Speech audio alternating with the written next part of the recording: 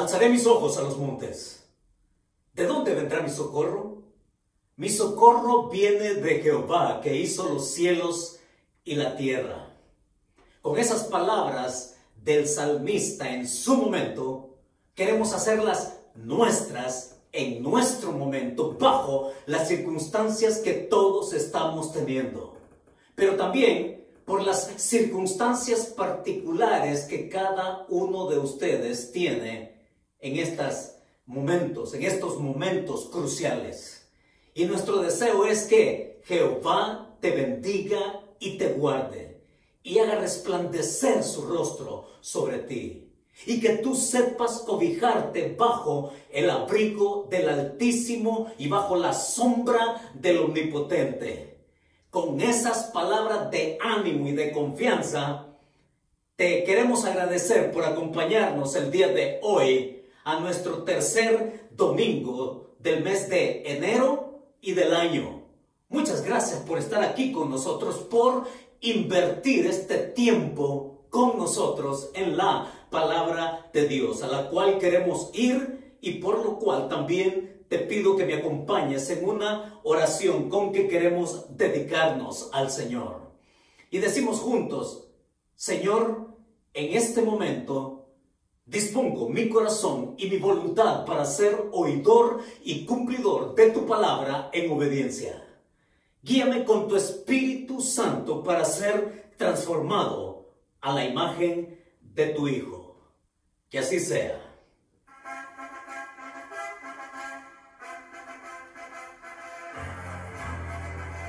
Lo logra escuchar. Viene algo a su mente. ¿Qué es lo primero que usted piensa cuando escucha esta música? ¿La logra identificar? ¿Cómo que no? ¿Quién no ha visto una de las famosas películas del gran boxeador Rocky Balboa? Ya, el boxeador que surge de la nada. Al hombre que se le presenta la oportunidad de ir a pelear por el campeonato. Pero para lograrlo, este hombre entra en un régimen de entrenamiento que le exige estar al tope. Es por eso que se levanta temprano en la mañana para ir a correr. Es por eso que él lleva una dieta rígida para estar en las mejores condiciones. Es por eso que este hombre, para fortalecer sus nudillos y sus puños, desangrándoselos, así golpeando reses congeladas. Este hombre que sabe sufrir en cada gota de sudor para alcanzar la gloria. Así se trata, hermanos. No se trata de que las cosas no van a resultar fáciles. Es que toda competencia y toda disciplina deportiva nos lleva a exigirnos a nuestra máxima capacidad. Y es que hay muchas competencias que requieren más de ejercicio mental, como lo es, por ejemplo, el ajedrez. Pero hay otras competencias, en su gran mayoría, que ponen a prueba todas nuestras destrezas atléticas y que nos exigen estar al máximo, a lo más óptimo, en las mejores condiciones. Y es interesante, pero en la Biblia nosotros encontramos figuras que precisamente a través de ellas nos ilustran lo riguroso de la vida espiritual. Por ejemplo, encontramos en la Escritura que se nos habla del granjero, del agricultor que con paciencia espera la cosecha de lo que fue una semilla sembrada.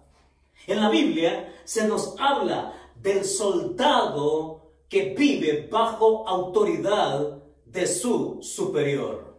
En la Biblia se nos habla del atleta, del que golpea, del que sabe golpear su cuerpo, ponerlo en disciplina para lograr los mejores éxitos. Y es esta última la que nos lleva a nosotros al pasaje del día de hoy.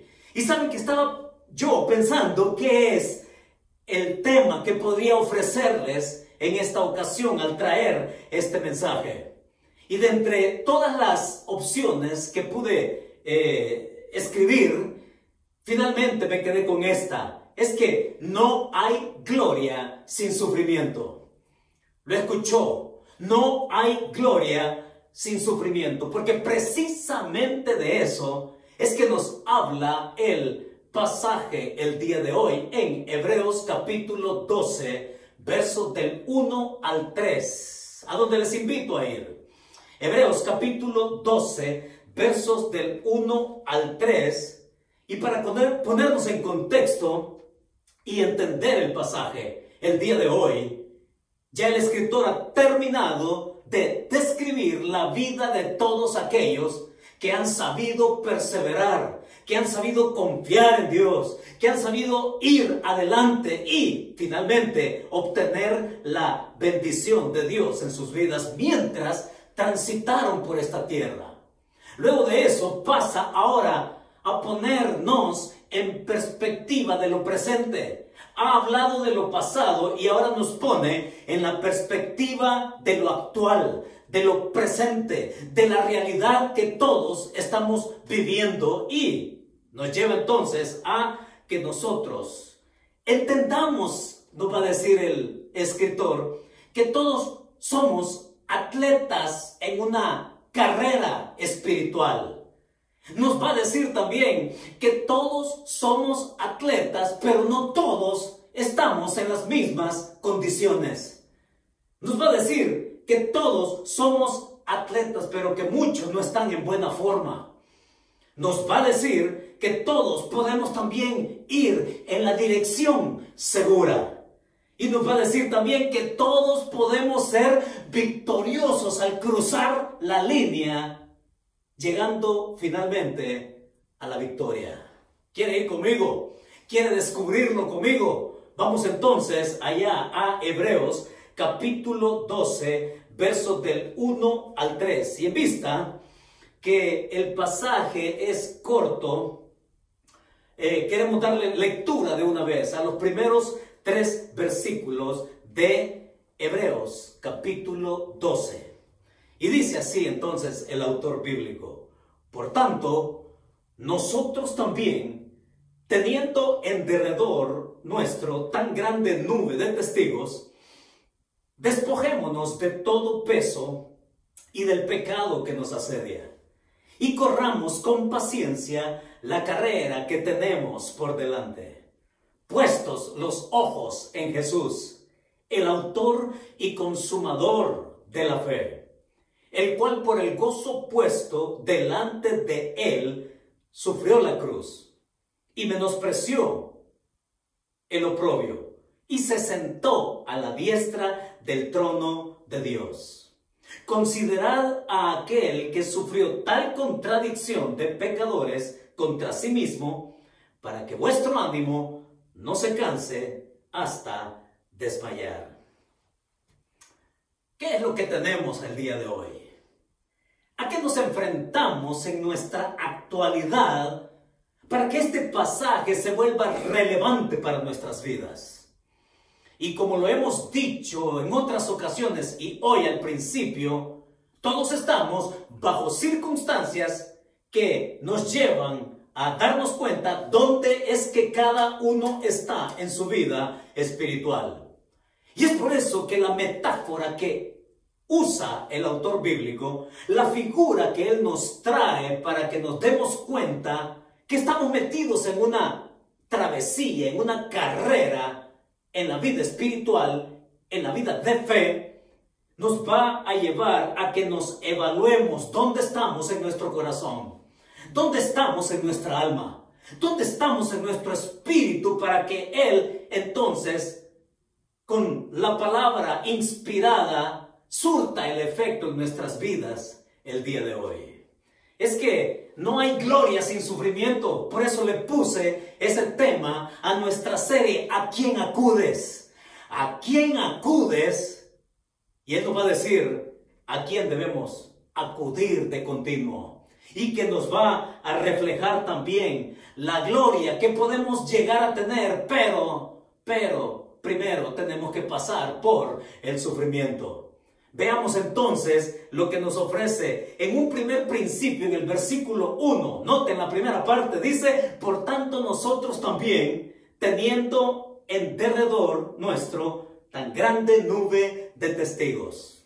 Y lo primero que el autor se propone dejarnos claro es que nosotros debemos elegir ser consecuentes en la carrera como otros lo han hecho.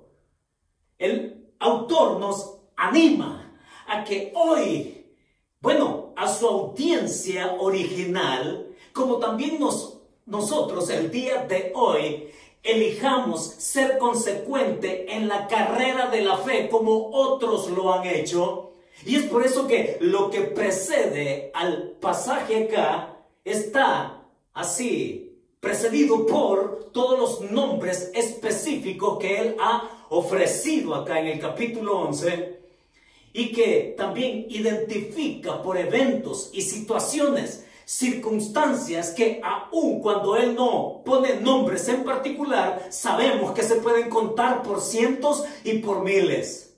Por cientos y por miles con nombre. Por cientos y miles también en una manera indirecta. Porque no cabría, dice él, tiempo me haría falta para hablar de fulano, sutano, mengano. En fin, se cuenta por cientos y por miles. Y note cómo comienza el verso 1. Por tanto. Y es una manera de decir, consecuentemente a eso, o consecuentemente a ellos, viene a nosotros la exhortación.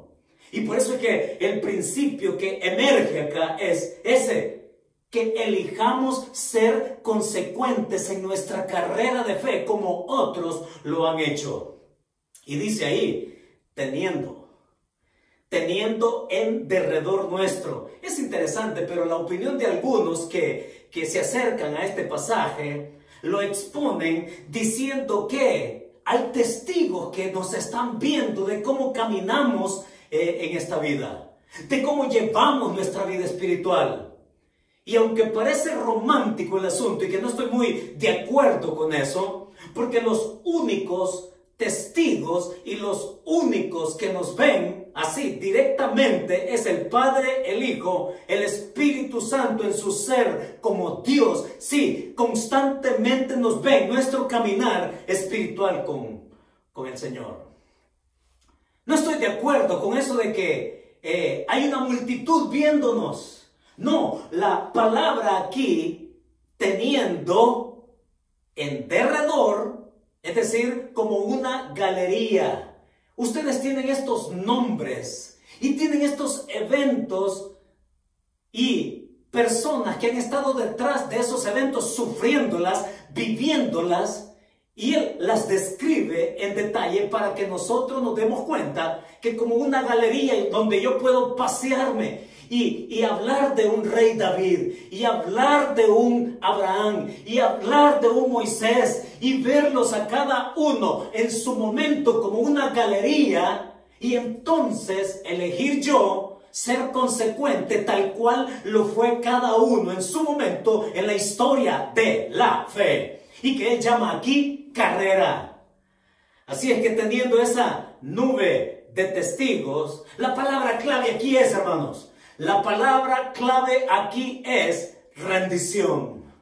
Sí, porque cada uno se atrevió a rendirse en fe y en confianza, aún a pesar, como dijimos la semana pasada, aún a pesar de sus debilidades. Pero que en su momento se atrevieron a creerle a Dios por quién era Él, y entonces Dios hacer a través de ellos cosas extraordinarias en su misma simpleza. Y esto nos pone en una realidad que tenemos que estar bien claros. Siempre nosotros tenemos que estar bien claros para entender cuáles son las expectativas. Y sucede mucho con muchas personas antes, por ejemplo, de ser cristianos o acercarse a Dios. ¿En qué sentido? Es gente que como lo hemos dicho también anteriormente, son personas que dicen que no se acercan a Dios porque están tan llenos de pecados, porque son tan imperfectos, porque han tenido una vida desagradable, una vida realmente perdida, que no merecen acercarse a Dios. Sí, mucha gente busca eso como razón, pero Dios no la tiene como razón. Al contrario, Dios la tiene como requisito para que nos acerquemos a Él en fe. Y por eso es que aquí la clave en este principio es rendición. Si no has conocido a Cristo y estás escuchando esto, déjame decirte que sí importa tu vida de cómo ha sido, pero importa más cómo es que Dios es capaz de recibirte tal cual estás. Ven así como estás y ríndete a Él en fe para conocerlo a través de Jesucristo como Salvador de tu vida y el perdonador de tus pecados. Pero una cosa es también que no podemos quedarnos en esta carrera rezagados con la expectativa de que somos perfectos. No, tampoco es eso. Porque lo que encontramos en la Escritura es que una vez conociendo a Jesucristo como Salvador, entonces viene lo otro con esa misma fe. Yo vengo y rindo parte y cada parte de mi vida que ha estado en mi propiedad, bajo mi dominio, y entonces se la cedo a Él para que Él sea mi Señor en mi andar con Cristo. Es esa palabra que nosotros tenemos entonces de ser hijos que caminamos en rendición al Señor. Porque elegimos ser consecuentes como todos estos mencionados acá lo han hecho. Y es interesante, pero miren cómo en la primera parte dice nuestra tan grande nube de testigos. ¿Testigos en qué? ¿Testigos de qué? Es la pregunta que le hacemos al texto. Un testigo no es simplemente alguien que ve algo y que atestigua de ello. El testigo acá tiene que ver en el contexto de toda la epístola inmediato y en su contexto más amplio tiene que ver con mártir, porque es la palabra usada en el texto original. Es la palabra mártir. Es una persona capaz de perseverar, de seguir, de continuar, aún a pesar de las circunstancias que se le pueden venir encima y que puede terminar también su vida de tal manera que al final puede obtener victoria. Según su significado entonces aquí, mártir es una persona que se atreve a creer y a seguir, dice ahí, tan grande nube de testigos en derredor, bajo cualquier circunstancias, que perseveran y que siguen adelante. Es cierto, miren, las expectativas son estas. Yo tengo claro, a la luz de este principio, tengo claro que si bien el Señor quiere formarme, que me recibe sin ser perfecto, y la expectativa que Él tiene es de formarme, es decir, que yo mismo en mi trajinar no tengo la perspectiva de ser perfecto en esta tierra. Y de hecho voy a morir aprendiendo. Voy a morir queriendo ser formado, pero la perfección no es acá. La perfección es hasta cuando lleguemos a su presencia. Entonces tengo claro esa perspectiva, lo cual me hace entender que debo perseverar, confiando, creyendo, aún a pesar de las circunstancias. ¿Sabe? He tenido la oportunidad de participar en funerales últimamente, de personas muy entrañables, muy queridas, que conocieron al Señor, que supieron creerle a Dios, que caminaron este tiempo breve de sus vidas en esta tierra y que murieron imperfectos. Sí, murieron creyendo, Pero ahora la perfección está allá, del otro lado de esta vida terrenal. Murieron imperfectos, pero creyendo y siendo formados. Y ahora ellos están gozando de la gloria que Dios ha prometido en Jesucristo. Entonces, el primer principio que nos deja el versículo 1 es que tú también y yo elijamos ser consecuentes en nuestra carrera de fe, como lo han hecho todos estos que se mencionan en el capítulo 11, y que nos mantengamos creyendo, perseverando y avanzando, porque entonces tenemos aquí una aplicación ya en nuestro mensaje. Rinde tu vida a Cristo para que Él venga a ser tu Salvador. Pero también, si ya lo conoces, rinde tu vida a Cristo para que Él venga a ser tu Señor. Son dos cosas muy distintas que debemos de tener claro. Porque muchas personas se conforman a que Cristo sea solamente mi Salvador de mi condenación eterna, el perdonador de mis pecados. Pero Dios quiere ir más allá contigo, y cuando venimos a esa relación y a esa comunión con Él, Él quiere ser tu Señor en cada aspecto de tu vida. Es decir, cederle a Él nuestra vida, de la cual nosotros hemos tenido control. Dios quiere tener el control de ti. De eso nos habla también, y continúa diciendo el versículo 1 en su segunda parte. Y dice así, sígame. Dice ahí el versículo 1 en su segunda parte: despojémonos de todo peso y del pecado que nos asedia, y corramos con paciencia la carrera que tenemos por delante. ¿Qué es lo que ahora nos ofrece el autor bíblico? Él nos va a decir que también elijamos progresar, avanzando sin aquello que te lo impide. Que sigamos, que elijamos avanzar, progresar sin aquello que nos lo impide. Por eso es que habla de despojarnos. Habla de despojarnos de todo peso. Hay dos cosas que él menciona aquí que son necesarios que las mencionemos en particular. Primero es el peso. ¿A qué se refiere por peso acá? Oiga, déjeme ilustrárselo de tal manera, y aunque le parezca exagerado, creo que le va a hacer entender lo que significa esto de peso acá en el pasaje. Es como que si usted se atreviera a correr una maratón de 42 kilómetros llevando un televisor encima.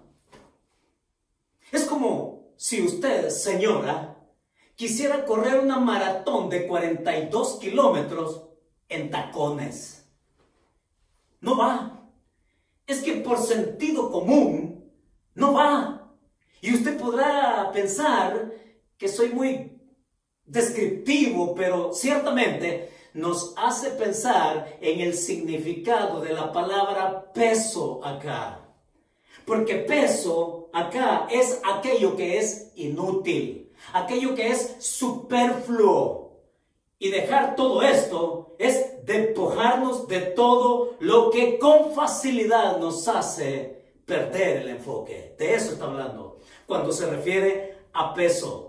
Despojarnos de todo lo que con facilidad nos hace perder el enfoque.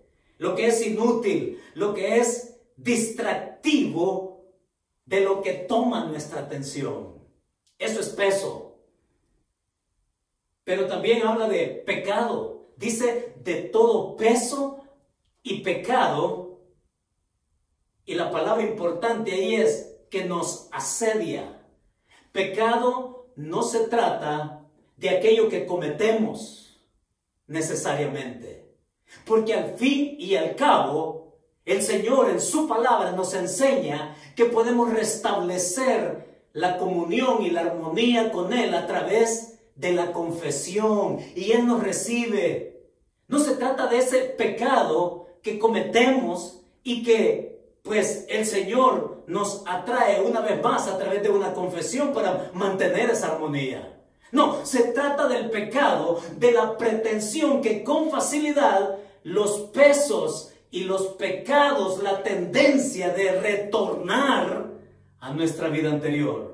Y hablándole a la primera audiencia, es por eso que ha dado ejemplos del Antiguo Testamento, de esta gente que después de salir de Egipto y caminaron por el desierto, sorteando toda clase de obstáculos y viendo las maravillas de Dios, encaminándoles hacia la tierra prometida, ellos en su momento dijeron, regresémonos a Egipto. Es que allá teníamos que comer, allá teníamos agua.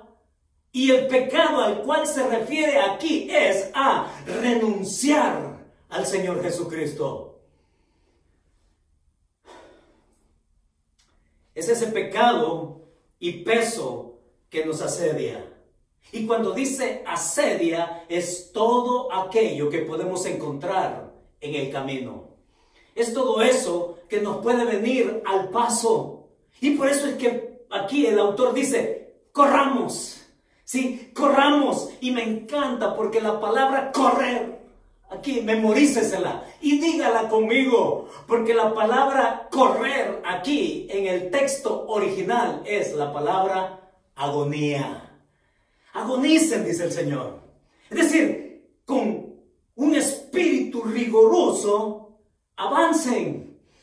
Sí, que estén en las condiciones óptimas cuando venga cualquier circunstancia, porque precisamente de eso dice ahí, corramos con paciencia. Y es tantos detalles que Él nos ofrece, porque paciencia acá es estar bajo circunstancias adversas. Hupomone, hupomeno, estar bajo circunstancias adversas. Corramos, dice, agonicen, perseveren, avancen, estando bajo cualquier circunstancia que nos duela, que nos lleve al sufrimiento. Es así como nos lo dice el texto bíblico con este principio. Elige progresar. La palabra aquí es progresar, avanzar y quitándonos todo aquello que nos lo impide.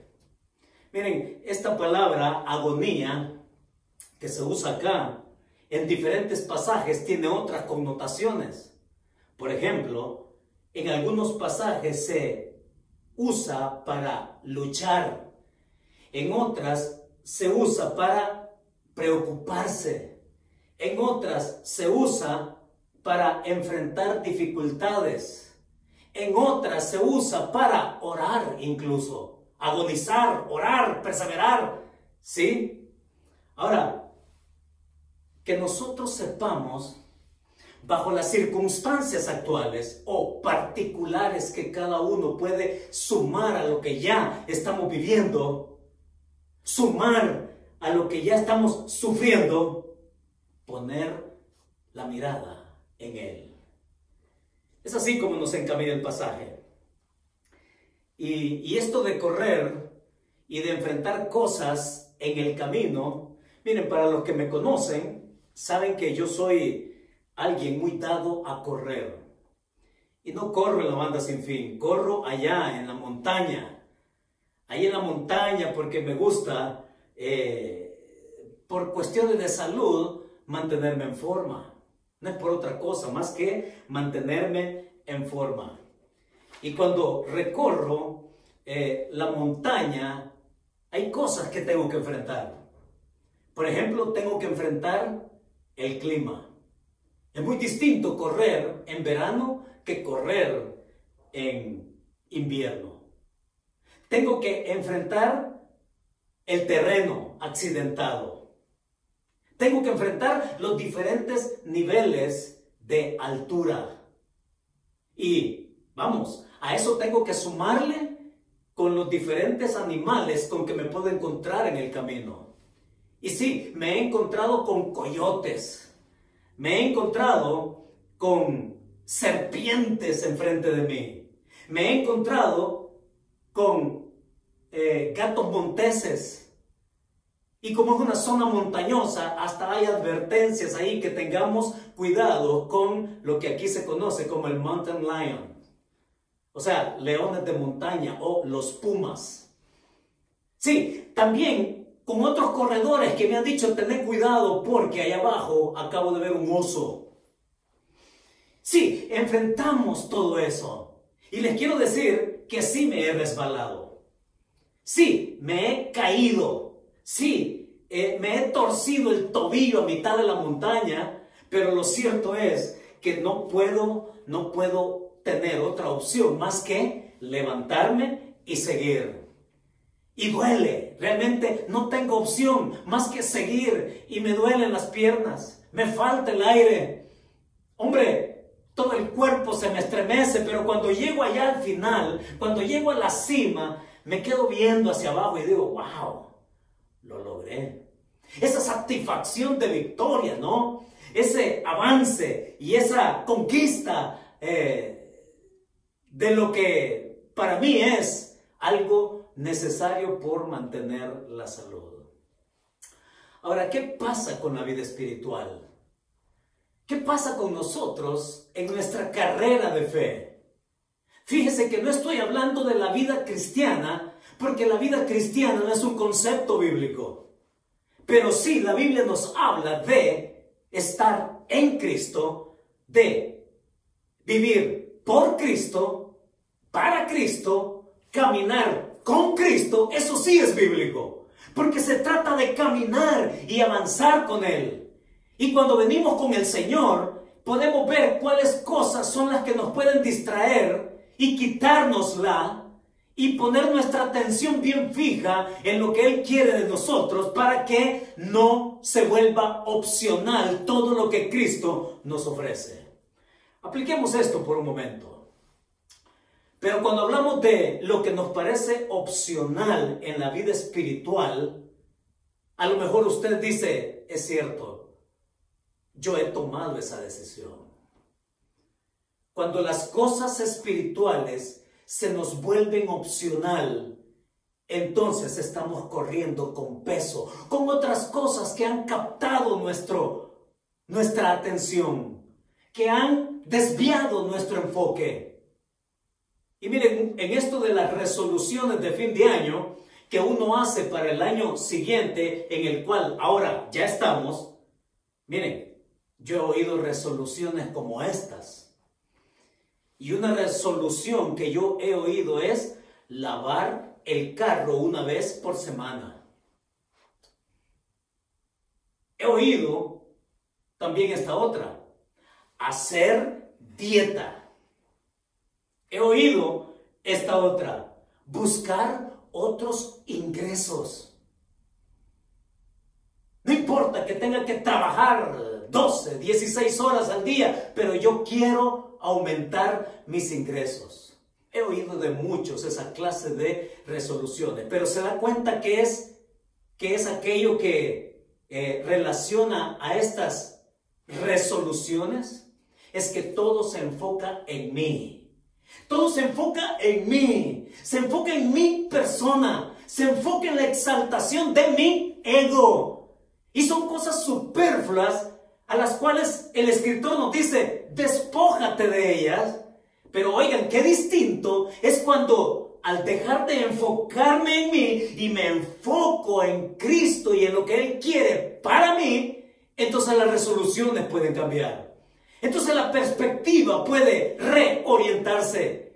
Y entonces acá poder decir, congregarme para mí es prioritario. Pero cuando una persona dice que congregarse es opcional, su atención se ha desviado hacia otras cosas. Congregarte, y claro, las circunstancias actuales a todos nos han llevado a esto, a tener una relación de esta manera.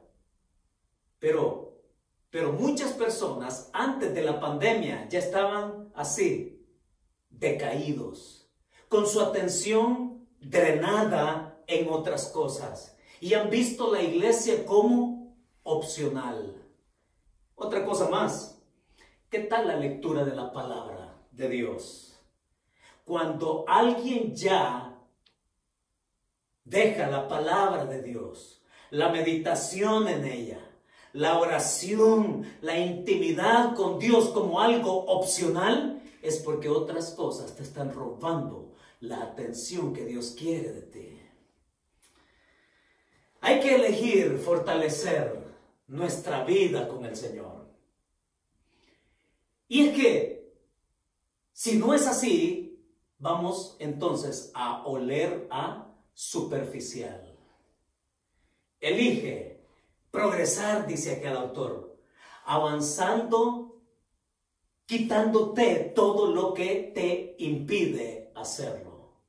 Por eso es que corramos con paciencia, dice, la carrera a la cual hemos sido puestos, dice el autor al final del verso 1. Es Dios el que nos ha puesto en esta carrera y es con Él que podemos caminar, poniéndole la atención debida y que esa sea nuestra mejor elección. Hay algo más que el pasaje nos va a decir acá. En el versículo 2 encontramos el tercer principio y dice, puestos los ojos en Jesús. Vamos, de una vez entremos al tercer principio, porque el tercer principio es obvio, ¿no es cierto? Elige mantener la mirada en Cristo. Ahora, esto es algo que nosotros debemos de entrañar en la manera de cómo el autor también lo está entrañando para él también. Note cómo se ha incluido en el versículo 1. Por tanto, nosotros también, dice, se incluye de tal manera que esto que está diciendo en el verso 2 lo lleva a él a establecer un principio para nosotros el día de hoy imprescindible. Poner la mirada. Y cuando dice poner la mirada en Cristo, aprendo que la mirada no tiene que estar en mí, que la mirada no tiene que estar en personas, y que la mirada no puede estar en circunstancias. Puestos los ojos en Jesús. Y la mirada aquí a la que se refiere, oigan, es una mirada que se pone con atención, excluyendo todo aquello que me puede distraer. Esa intensidad tiene la palabra puestos los ojos. ¿En quién? En Jesús. Y cuando habla de Jesús es porque Jesús es el autor, es la razón de mi creer. Es entender que Cristo me hace dar un verdadero sentido a mi vida. Es con Cristo que yo entiendo mejor las circunstancias por las cuales estoy pasando. Es en Cristo que yo también puedo descansar en la seguridad de vida eterna. Aun cuando la muerte me tome por sorpresa. Y miren, ahora es normal. Todos vivimos bajo la normalidad de entender la consecuencia de ser contagiado por el virus. Sí, la muerte está tocando la puerta repentinamente. Y sabe que al consultar algunas fuentes, encontré que 150,000 personas mueren cada día en el mundo. 150,000 personas mueren cada día en el mundo. Esto es antes de la pandemia. Ahora con la pandemia, que ya, si usted ha oído las noticias, sobrepasa los 2 millones de personas alrededor del mundo. Ahora con pandemia hay que sumarle otros 5,500 y algo diarios. Estamos hablando de una barbaridad de gente. Muriendo 150,000 personas al día ya en época de pandemia. Y cuando hablamos de esto, es porque todos estamos expuestos así inmediatamente a un contagio, óiganlo, y que quién sabe que podamos salir bien librados. Ni usted ni yo tenemos la garantía de tener un organismo resistente para salir del virus. Nadie tiene la garantía, estamos expuestos de inmediato a una muerte a corto plazo, si es que el cuerpo aguanta. Pero aquí está diciendo el autor, ¿no? que Jesucristo, yo puedo entender la seguridad que tengo de que al morir gozo de esa vida eterna. De hecho, Él está diciendo ahí, el autor, el que me atrae con su gracia en fe y el que me mantiene de tal manera que puede convertirse en el consumador de mi fe, el perfeccionador de mi fe, concediéndome la victoria que Él ha prometido en vida eterna. En otras palabras, por lo que el autor dice en el pasaje, Jesús es el único designado para ofrecerte desde el principio hasta el final la victoria que Él conquistó también. Puesto los ojos en Jesús, el autor y consumador de la fe. ¿Cuál es la motivación? O sea, ¿quiere usted tener motivación de algo? Pues tengamos la motivación venida del Señor Jesucristo. Porque dice el verso ahí, el cual, refiriéndose a Cristo, por el gozo puesto delante de Él, sufrió la cruz. Y la motivación es Él. Además de los que ya han pasado por circunstancia dura, ahora va a poner el ejemplo máximo de aquel que ha pasado por lo que nadie más ha sufrido, el Señor Jesucristo. Y Él habla ahí, ¿no? Lo resume de tal manera, todo aquello que está explicado en los evangelios con lujo de detalles, Él lo resume acá en el versículo 2, el cual por el gozo puesto delante de sufrió la cruz e ignoró el desprecio, dice. Y en esas simples palabras, el autor bíblico resume la vida de Jesucristo y su ministerio. Ahí, lo que Él vio, en otras palabras, lo que Cristo vio, por cómo lo dice acá el autor, es que Cristo no vio las circunstancias. Él vio más allá de la circunstancia y vio el gozo de la victoria al tercer día, saliendo, resucitando de la tumba, resucitando de entre los muertos. Es Jesús que vio más allá de la traición. Es Jesús que vio más allá del abandono. Es Jesús que vio más allá de lo que sus discípulos también hicieron, que fue negarlo. Fue Jesús que vio más allá de su gente cercana, el obstáculo de uno de ellos cuando le dijo, Señor, que tal cosa no te acontezca, cuando les dijo que le era necesario ir a la cruz. Y Pedro le dice, Señor, que no te ocurra eso. Y es Jesús que le tuvo que decir, apártate de mí, Satanás, porque me eres estorbo. Es Jesús que vio más allá de todo eso. Es Jesús que vio más allá del lanzazo, de la corona, de la cruz misma. Es Jesús que dice ahí, menospreció el oprobio. Es Jesús que no le importó agachar la cabeza para ir a esa cruz a cumplir con su misión salvífica. ¿Qué tenemos nosotros hoy? Dice ahí el versículo 2. En resumen de la vida de Cristo, que se sentó a la diestra del trono de Dios. Es lo que ha dicho desde el principio en el capítulo 1, cuando comenzamos nuestra serie. Y se sentó en los lugares celestiales a la diestra del Padre.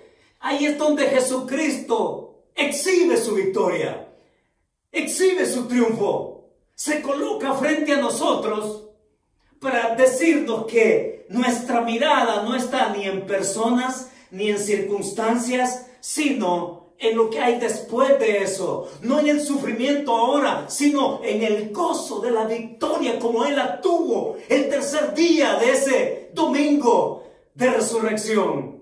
Y que se sentó en victoria y que está en victoria hoy a la diestra de su Padre. ¿Cómo están tus circunstancias? ¿Cómo estás de sufrimiento? Sí, no vamos a tapar el sol con un dedo.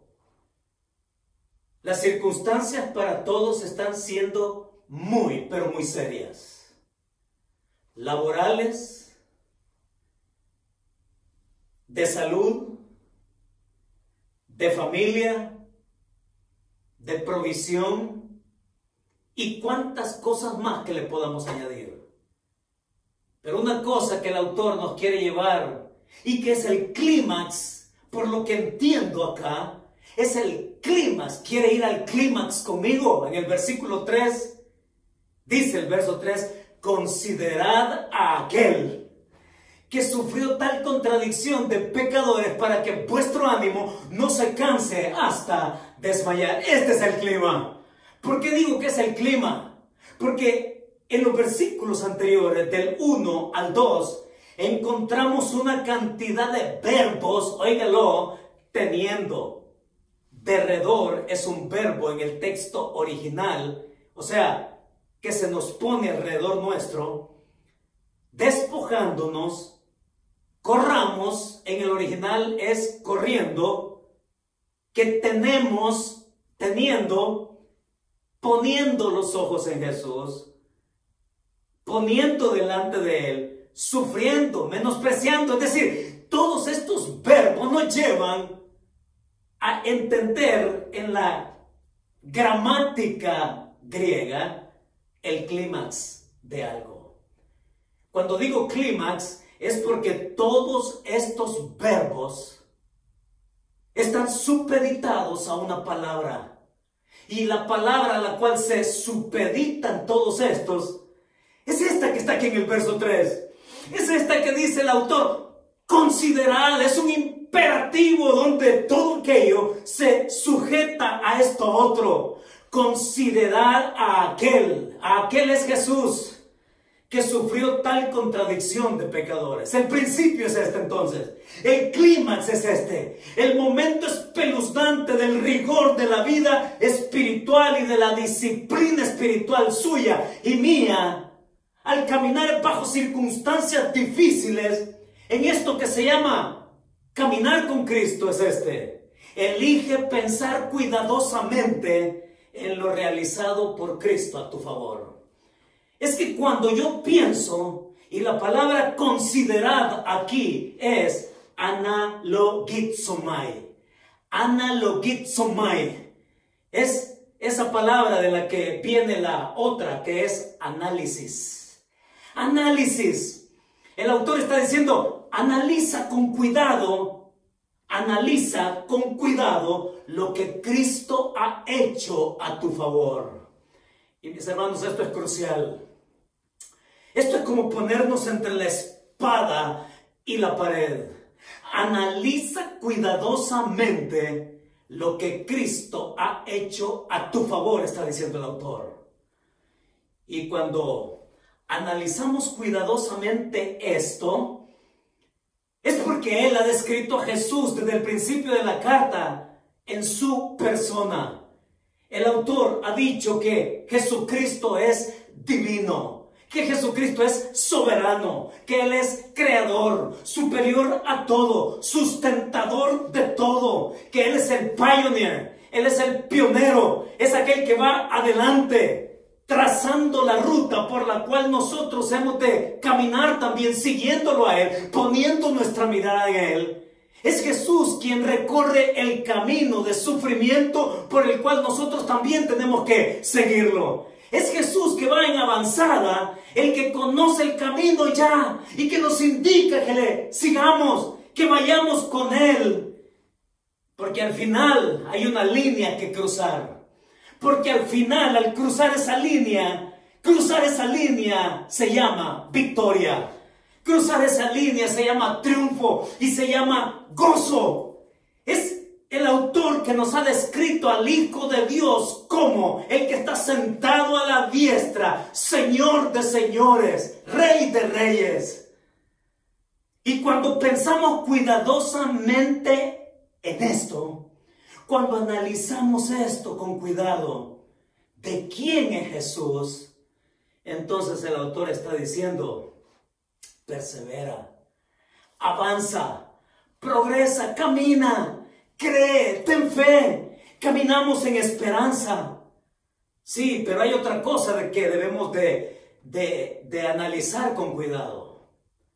Y lo que el autor nos invita acá es su obra redentora. Mire de qué manera lo propone en considerar a Cristo al punto que Él usa el nombre terrenal del Señor. Es decir, usa el nombre Jesús, puestos los ojos en Jesús, en su vida terrenal tan igual a usted y a mí, solo que sin pecado, pero que vivió bajo las circunstancias como las que experimentamos nosotros en cualquier momento, y peores incluso. Considerar aquel que sufrió tal contradicción de pecadores. Una cosa sí me queda claro de la obra de Cristo, que huir no fue opción para Él. Retardarlo no fue opción para Él. La única opción que Cristo tuvo fue continuar firme hasta el final, cruzar la línea. Él voluntariamente, no obligado, voluntariamente aceptó sufrir la cruz, dice acá. Tal contradicción de pecadores. Y esto es de las cosas más extraordinarias. ¿Sabe por qué? Porque no solamente fueron contrarios a Él, no solamente le negaron su obra, su ministerio. Es que cuando habla de contradicción de pecadores, es porque los mismos pecadores crucificaron a alguien que era inocente. Eso es lo peor. Lo que el autor está diciendo, tal contradicción de pecadores. Fueron pecadores los que crucificaron a un inocente. Y cuando prestamos cuidado a esto, algo tiene que haber en nuestra vida. ¿Sabe? Yo me he estado preguntando, mientras leía el pasaje, si yo tuviera la oportunidad de entrevistar a Jesucristo, si yo tuviera la oportunidad de entrevistar a Jesucristo, le haría una sola pregunta. ¿Sabe cuál sería la pregunta que yo le haría al Señor? La pregunta sería esta: Señor, ¿qué fue lo más doloroso en tus 33 años de vida sobre esta tierra? Esa sería la única pregunta que yo le haría al Señor. Señor, ¿qué fue lo más doloroso en tus 33 años de vida sobre esta tierra? Y hay dos cosas que yo sé que Él me respondería. Esta pregunta me la respondería con dos cosas el Señor. Y la primera es: pecadores rechazando su divinidad. Pecadores rechazando su identidad. El Hijo de Dios, el Cordero, el que quita el pecado del mundo. Sí, lo primero que Cristo me respondería sería el rechazo de su identidad como Hijo de Dios Redentor. Y lo segundo que yo creo que Cristo me respondería sería el sufrimiento. Porque me diría: créeme que no es nada simple que te estén atravesando los pies con clavos. Me diría: créeme que no es nada simple que te estén atravesando tus manos con clavos. No es nada simple que te estén atravesando el costado con una espada. Que te desgarren el cuero cabelludo con fuerza, con violencia, con una corona de espinas. Que te estén dando de latigazos.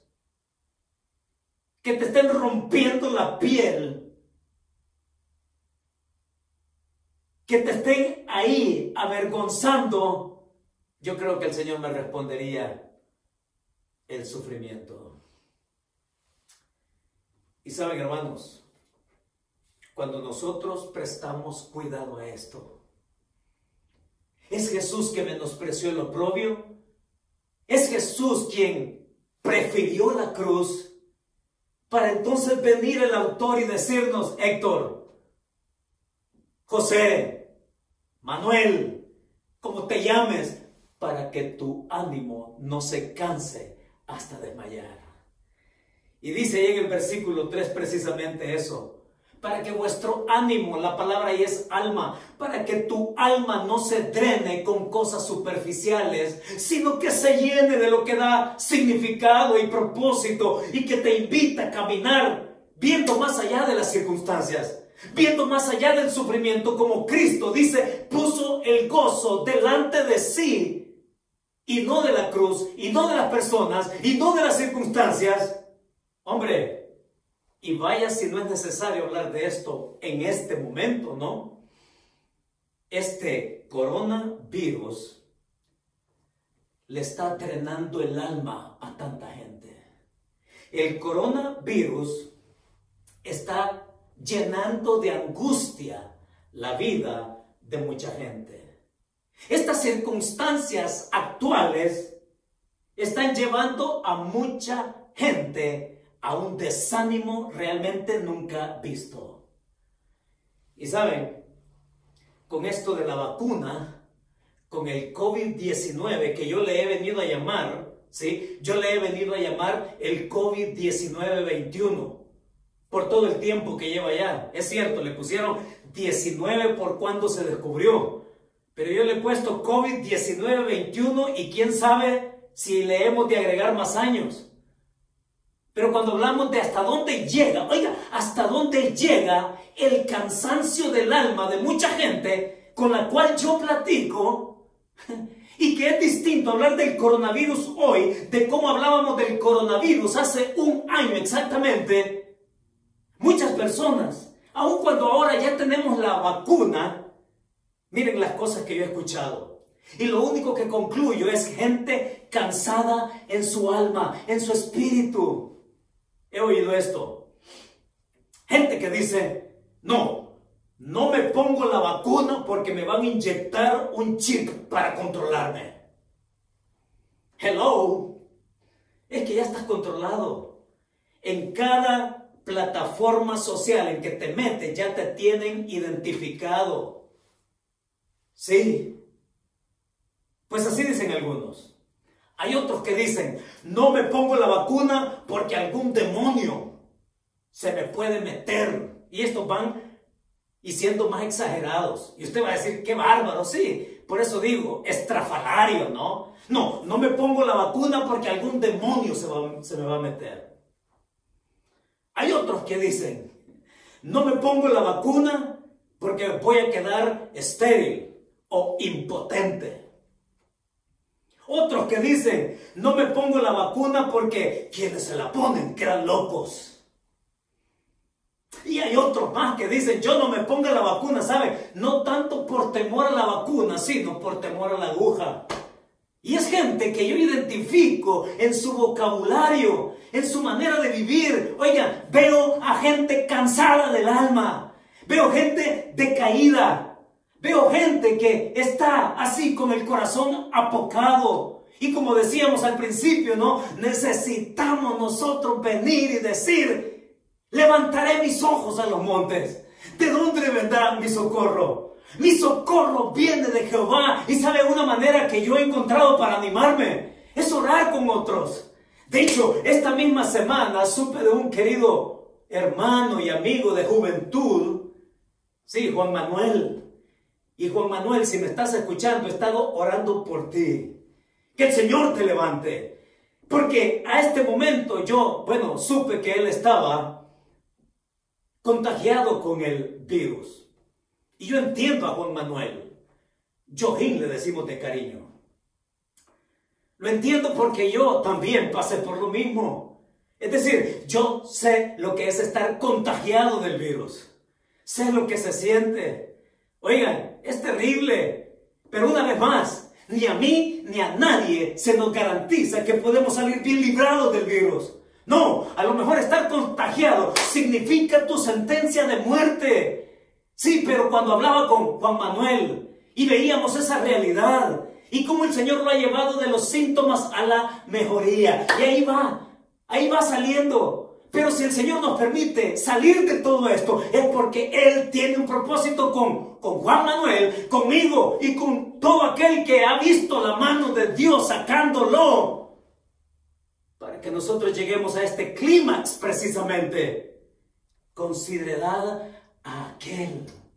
Analiza con cuidado lo que el Señor ha hecho a tu favor. No para que sigamos igual, sino para que avancemos, para que progresemos, para que vayamos en la ruta que el Señor ya recorrió, pero que la recorrió en victoria, que cruzó la línea en victoria y que nos llama para que nosotros le sigamos a cruzar esa línea también de gozo y de victoria como Él la tuvo.